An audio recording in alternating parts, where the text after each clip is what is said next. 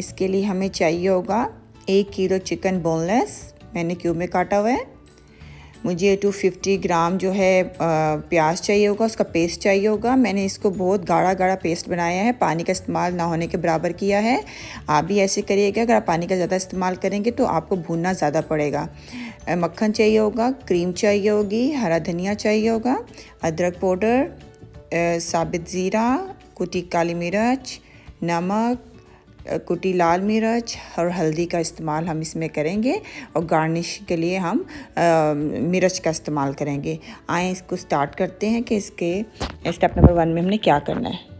जी, मैंने एक पॉट लिया है, आप कोई सा भी पॉट ले सकते हैं। मैं स्टीनलेस पॉट यूज़ कर रही हूँ। इसमें मैं हाफ़ कप ऑयल डालूँगी वेजिटेबल फुल भर कर, और ऑनियन पेस्ट डालकर इसको इतना भूनूंगी कि जो प्याज का कच्चापन होता है वो ख़त्म हो जाए और थोड़ा सा इसमें हल्का सा ब्राउनिश कलर आ जाए। लेकिन हमें इसे ज़्यादा ब्राउन नहीं करना है।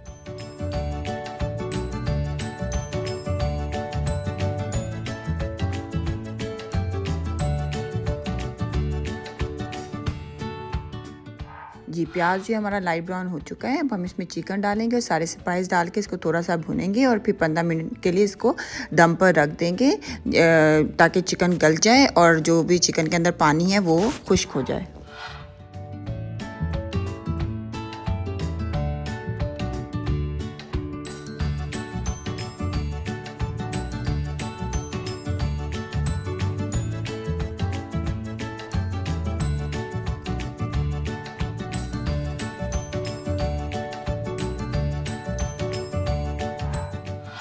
जी, 15 मिनट हो चुके हैं। अब देखते हैं हमारे चिकन कहाँ तक पहुँचा है। जी, हमारा चिकन बिल्कुल पक चुका है और जो है इसका पानी खुश्क हो चुका है, स्पाइस भी पक चुके हैं और उस जो हमने ऑयल डाला था वो भी अच्छी तरह से निकल गया है। अब हम इसमें 1 कप जो हमारी क्रीम है वो डालेंगे, इसको थोड़ा मिक्स करेंगे और 5 मिनट के लिए इसको चिकन को दोबारा दम पर रखेंगे।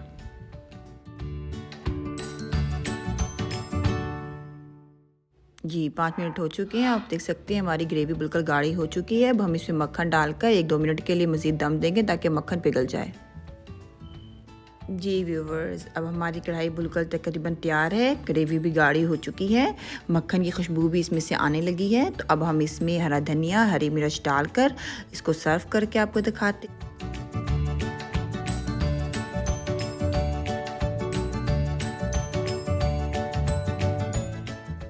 जी, हमारी चिकन मखनी बिल्कुल तैयार है। आप ज़रूर इस रेसिपी को ट्राई करिएगा। अगर रेसिपी अच्छी लगे तो चैनल को सब्सक्राइब करना, वीडियो को लाइक करना बिल्कुल ना भूलिएगा।